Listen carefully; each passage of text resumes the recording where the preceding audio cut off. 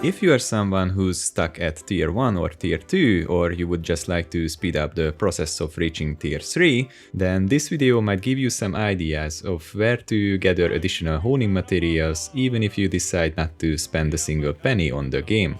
It is important to note that the video assumes that you are already doing your daily and weekly activities, and I will only cover the additional sources of income that might not be trivial. The first one you might already know, but it is still the most important source of materials, and that is the resource islands. There are 9 of these in tier 1 and 7 in tier 2, completing all of them should be your top priority. It is very easy to miss some parts of them, as they often have hidden quests too, so just be wary. The best way to verify that you completed them fully is to check the collectibles section of the Welcome Challenge. If something is missing there, then you can probably still acquire a fair bit of materials.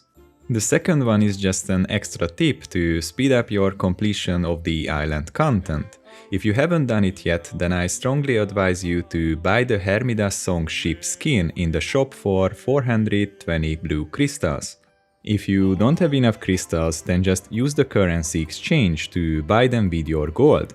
Even though the price of crystals is already through the roof compared to launch, it is still a very good investment, simply because of how much faster you will be able to progress with anything that involves your ship.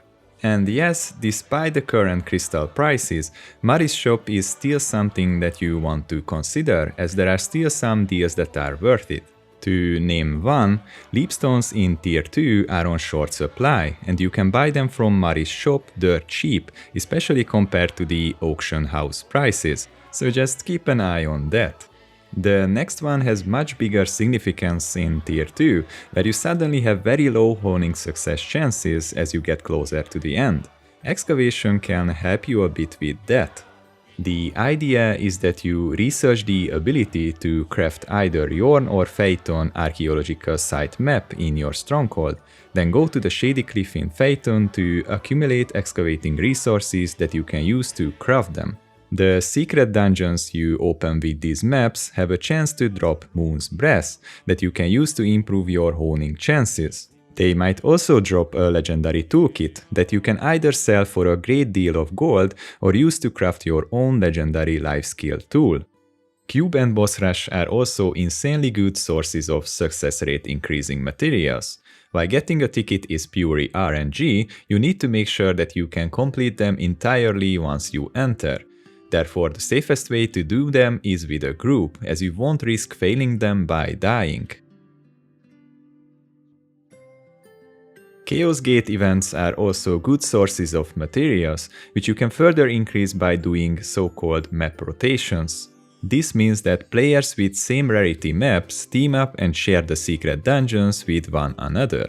This way you will earn 4 times the materials that you normally would, so I strongly advise you to do them like this.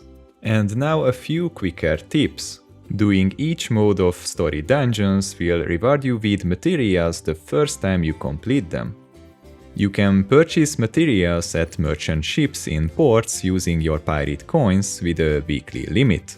You can also exchange your blood shards in cities to get materials based on the research level of your guild. Farming endless chaos dungeons can also award you with a fair bit of extra materials if you exchange the shards they drop. Getting a secret room will also yield success chance increasing materials. And lastly, the tower will award you crafting materials if it isn't the first time you complete it. Meaning, by completing it with your alt first and then with your main, you will have access to a bunch of additional materials. So these are all the tricks I used to reach tier 3 in roughly 2 weeks, without spending any money on the game apart from a bronze founder spec. Interestingly, once you reach tier 3, you will realize that the rules are pretty much the same for progression, and most of these tips are still useful there. It just becomes a bit slower. Anyway, thank you for watching. If you enjoyed the video, then make sure to hit the like and the subscribe buttons. See you next time.